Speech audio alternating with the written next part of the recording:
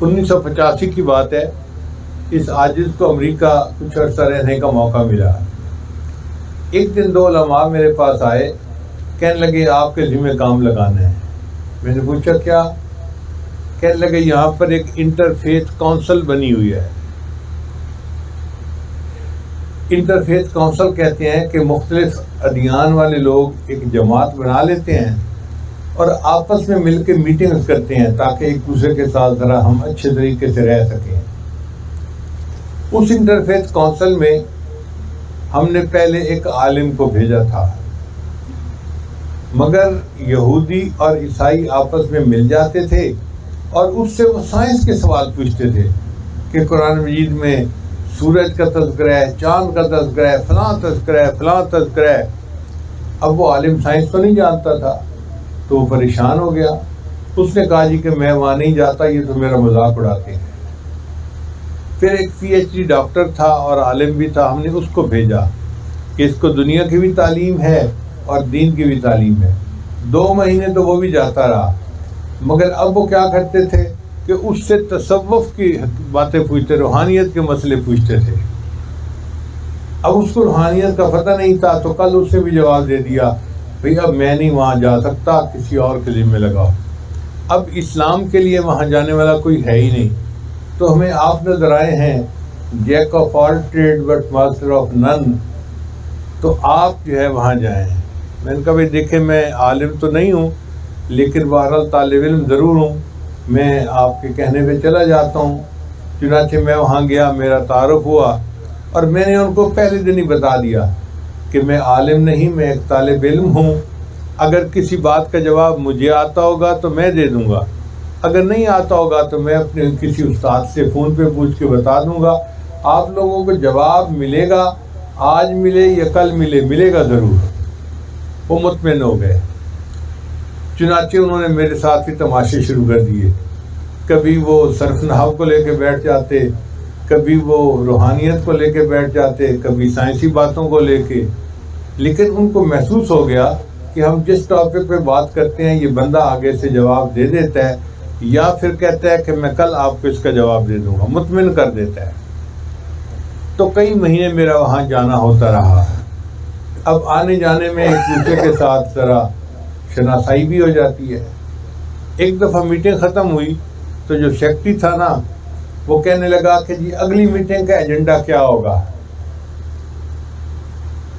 تو میں نے ان سے کہا کہ اگلی میٹنگ کا ایجنڈا یہ ہونا چاہیے کہ جس دین والوں کے پاس جو آسمانی کتاب ہے, ہولی بک ہے, وہ اس کی تلاوت کریں. ہم تورات کی تلاوت بھی سنیں گے, انجیل کی بھی سنیں گے اور قرآن کی بھی سنائیں گے. اس کو آئیڈیا بڑا اچھا لگنے لگا, برائٹ آئیڈیا مسٹر احمد. چنانچہ طے ہو گیا جی کہ اگلی میٹنگ میں ہر مذہب والے اپنے جو آسمانی کتاب ہے اس کی تلاوت کریں گے. اب جب میٹنگ شروع ہوئی تو اس نے میرا نام لیا کہ مسٹر احمد نے پچھلی دفعہ یہ مشورہ دیا تھا تو اس لیے میں انہی کے ذمہ لگاتا ہوں کہ یہ ہمیں قرآن سنائیں.